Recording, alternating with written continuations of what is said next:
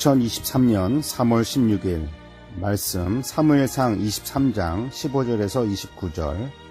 제목 광야에서 경험하는 위로와 구원의 은혜.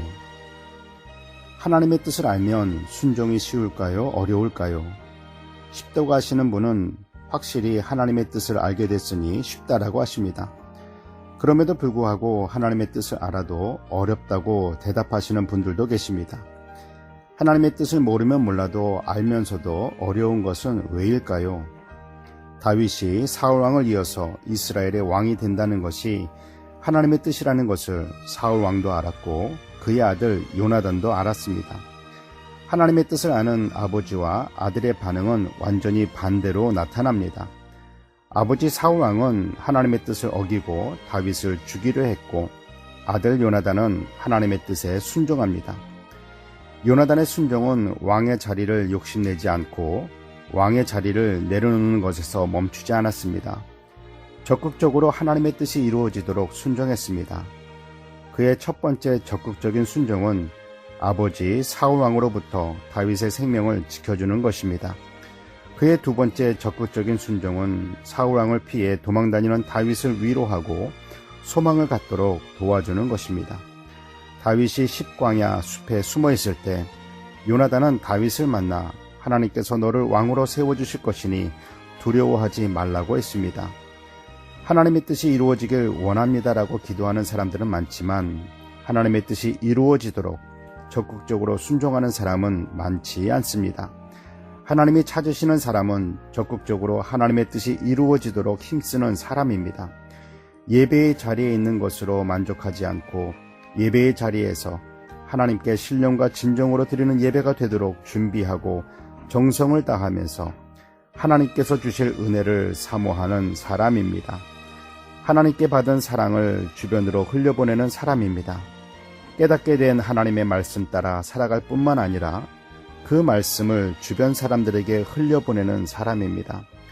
성령님께 받은 은사와 능력을 사람들에게 흘려보내는 사람입니다. 요나단은 그런 사람이었습니다. 십사람들이 사울왕을 찾아가서 다윗이 숨어있는 곳을 알려줍니다. 사울왕은 그들에게 너희가 나를 긍휼히 여겼으니 하나님께 복을 받기를 원한다며 복을 빌어줍니다.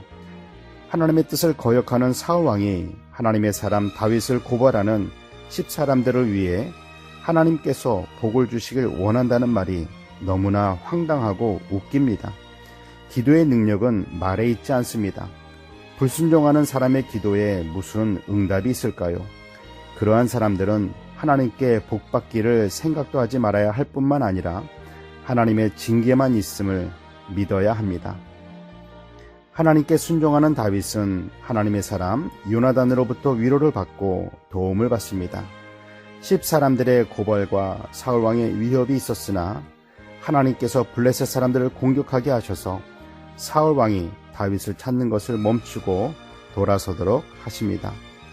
하나님의 뜻을 알면서 불순종하는 사람은 일이 풀리는 것 같아도 잘 풀리는 것이 아니며 하나님의 뜻을 알고 순종하는 사람은 일이 막히는 것 같아도 하나님의 도우심으로 일이 잘 풀리게 됩니다.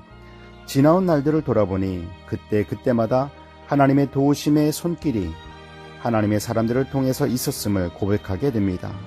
하나님 감사합니다. 기도하겠습니다. 사랑의 하나님 아버지, 광야 같은 척박하고 두려움의 순간 속에서 하나님을 바라보게 하시고 하나님의 사람들을 통해 위로해 주시고 도우셔서 여기까지 인도하여 주신 아버지께 감사드립니다. 앞으로의 삶 가운데 광야가 나타날 때마다 그곳에도 하나님의 위로와 구원의 은혜가 있음을 믿고 적극적으로 하나님의 뜻에 순종하며 살게 하옵소서. 우리의 위로와 은혜가 되시는 예수님의 이름으로 기도드립니다. 아멘.